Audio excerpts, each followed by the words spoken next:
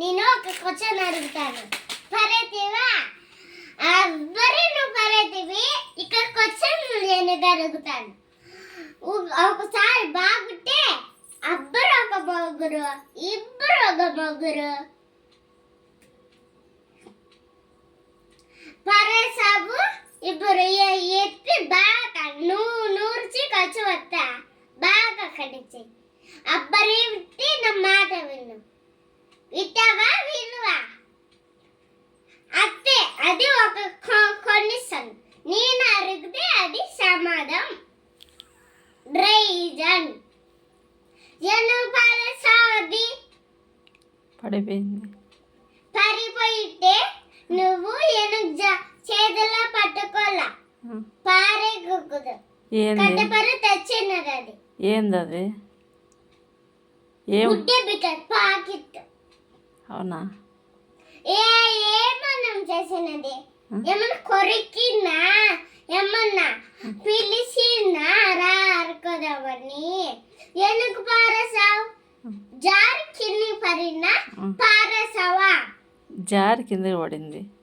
మమ్మల్ని ఎత్తి కసును. అదే రీజన్ చెప్పేది. అర్థం కదా? అవుతుంది. ఆరొక పరక, ఈరొక పరక, ఆరొక పరక. నెత్తి మీద నూసు. ఒకసారి చెప్తే అర్థం కదా? బాగా నూకల్లా కసువు అన్నట్టు చెప్తే అర్థం కదా? ఇంటికి ఒక ఆడపిల్లతోనే గల మెరిసిపోలా. బాగా శుభ్రం చేయాలి ఇల్లు. కానీ నువ్వేమో ఇవి పారేతావు. నువ్వే చేతావా చెయ్యాలా? చెయ్యి. అదే ఆనందం ఎవరికన్నా.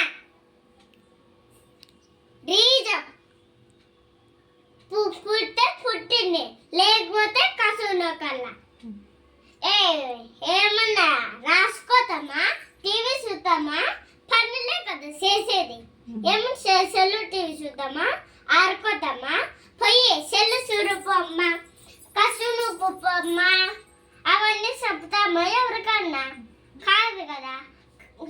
మన్ని వచ్చేసే కసును కల్లా మన్ని పన్ని చెయ్యాలా. మన్ని కసును కల్లా మన్ని రాసుకోవాలా, మన్ని పని చెయ్యాలా, మన్ని సామాన్ దిక్కేలా. అవన్నీ ఎవరు చేస్తారమ్మా? ఎవరు చేస్తారు? వాళ్ళే కదా చేసే వాళ్ళు వచ్చి చేస్తారు. ఎందుకు పారేసావు? అది రీజన్.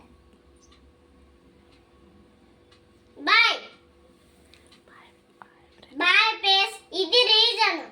ఇక్కడ చెప్తే మనుగురా ఓకే. లైక్ చేయండి.